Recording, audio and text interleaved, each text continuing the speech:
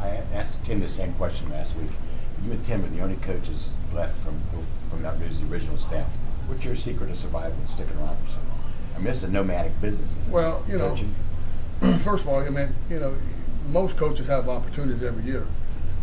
If you like the kids you're coaching, you like the people you're working with, like the place you're staying, then why leave? I mean, when you get to the stage of the game where 10 an hour, you don't leave for money. You do things because you love where you are. The other thing is, you got to know who to please. You do the kind of job that Pat likes, and you have an opportunity to stay. So there's no real secret. Just do a good job. You have the opportunity to stay if you want to stay. If you do a good job, you will have some opportunities to leave. But if you like where you are and you like the people you're around, why leave? What's he like to work for compared to some other bosses you've had? Well, I mean, every boss is different. He's different than George Welsh, and he's different than John Bunning. He's different than Dabo. And I'm, again, at the stage of the game where I am, I just do my job. I don't let things bother me that may bother other people. He gets honest, like he does, like every head coach. And I've been around places where people take it personal. It's a job. You do a job, you get it done right, and you normally don't have any issues. What can you say about Izzy so far, 4 weeks in here, and obviously didn't get as many carries as maybe anyone would like against Western Michigan, but how you think he's progressed? He's making good progress. Coming into the season, there were really high expectations from him, and really the kid had only gone through, one spring, and he had the COVID year. He was injured a couple of times, and he was behind the learning curve a little bit.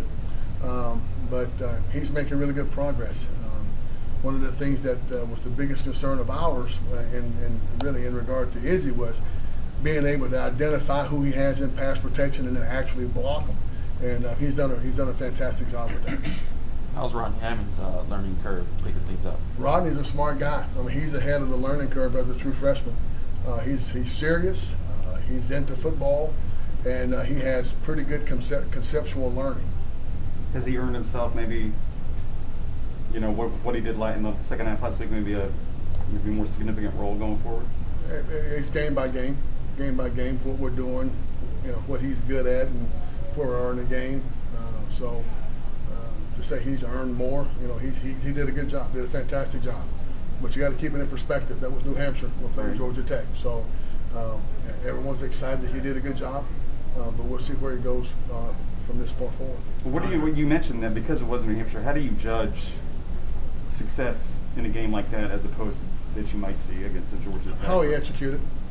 I meant the group as a whole, not just him. Same way. How they executed, how their effort was, how their technique was. So they all got check marks for that. There's still things we got to improve on. Probably things that you wouldn't notice sitting in the stands, but when we can rewind the tape and dissect things, there's still things we need to get better at. Andre, what's Vincent's role in this group? You need to be more specific. What's Vincent's role in this three? Like, do you still see him as a potential lead back? Like, All right, Vince is our starting tailback. He's our starting tailback. And then again, if we get in the game and Izzy gets hot, Izzy will get more. If Rodney gets hot, that's what we'll play. But one thing you can't put a price tag on is experience. Vince has seen a lot more snaps than those other two guys. So sometimes in a game, things happen that you just didn't quite draw it up that way. And because he's seen it so many times, he's able to adjust and be able to come back to the sideline and tell you, hey, this is what I saw. The guy did this, so I adjusted here. And those other guys can't quite do that yet. Does what he did against Georgia Tech last year play anything into his role this week? It's funny, you talking about that. I talked to them about this morning because I've been in this league so long that, 1996, we played a heck of a ball game down there, and I was coaching a guy named Tiki Barber. And Tiki made some comments in the paper prior to the game that he probably shouldn't have, and it fired Georgia Tech up, actually. They beat us 13-10 or something like that. But the point is, Tiki played a heck of a game. He put the team on his back. He played hard. He did what we needed to do to win. We came up a little short. So what he did last year was last year. It really has no bearing on this year. When he gets his plays, he needs to go in and execute. He needs to go in and play hard and give us a chance to win. That's all we ask any of our kids to do. How is your run defense different than it was last year? Well, they're playing a different defense. Obviously, they've gotten better. They're a year older. They're a year stronger. Just like a typical Georgia Tech defense, they're playing hard. And anytime you go against a different defense, no one plays this defense in this league. There's some adjustments that have to be made. And so, we're trying to work out the kinks, trying to get a hat on the hat, get a seam, protect the quarterback. And, it's going to take a little bit.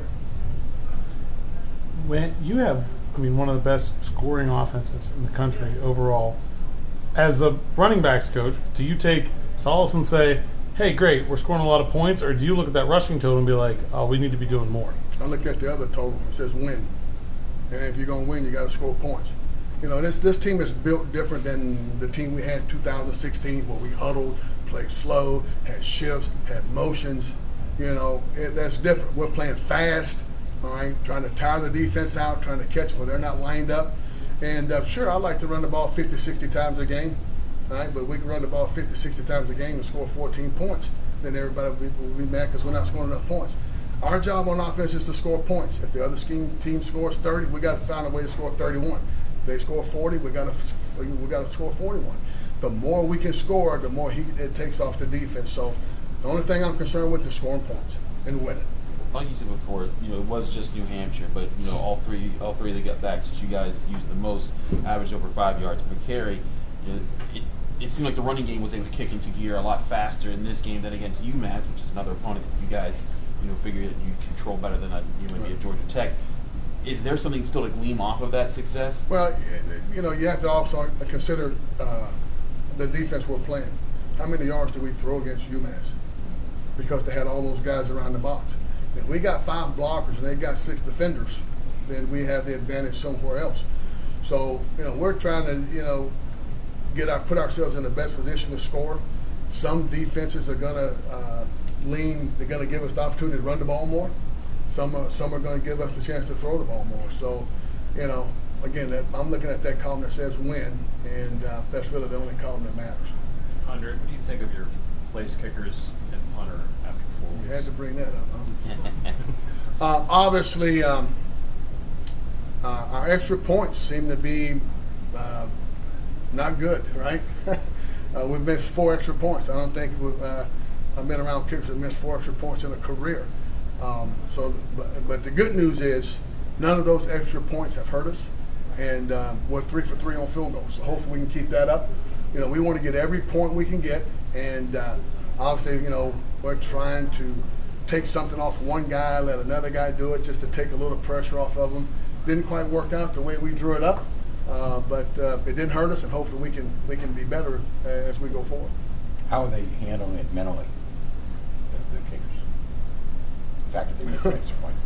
Probably not good. I don't ask them how they're handling it mentally. I tell them exactly what I think, and I'll leave it at that. How's that? I think you could kick an extra point there. You think you could? Probably. Yeah. Eligibility left. You want to give me a try? Show up at spring practice and we'll give you a shot.